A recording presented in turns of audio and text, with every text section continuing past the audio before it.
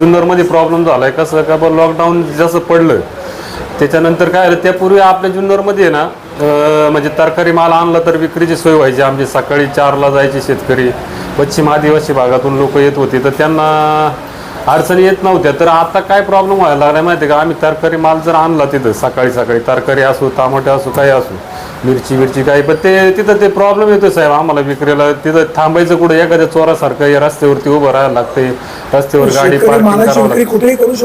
करू शकतो पण बाजार समितीने तिथं सोय केली पाहिजे ना आमची थांबण्याची व तिथं व्यवस्था झाली पाहिजे जागा उपलब्ध केली पाहिजे हा जागा असून जर म्हणजे आमची मार्केट कमिटीकडे असं एखादं लेखी अर्ज वगैरे का करत नाही लेखी अर्ज करायला पाहिजे बरं का त्यांच्याकडे करणारच आहे मी पण काय होतं बाजार समितीने स्वतः लक्ष घातलं पाहिजे होतं असं म्हणजे आमच्या अर्जाची वाट न पाहता मार्केट आहे स्वतःहून त्यांनी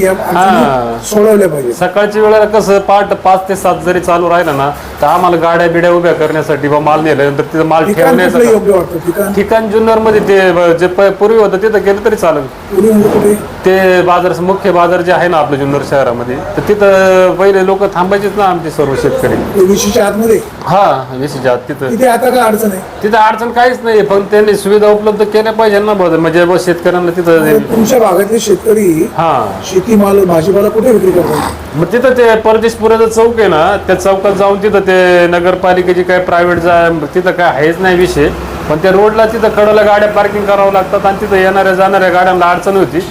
आणि सगळं प्रॉब्लेम होतं तिथं साहेब तिथं कधी अपघात होण्याचे पण प्रश्न निर्माण होतात आणि ते एक तो कोण प्रायव्हेट म्हणजे नगरपालिकेने नेमलेला माणूस आहे ना तर तो काय होतं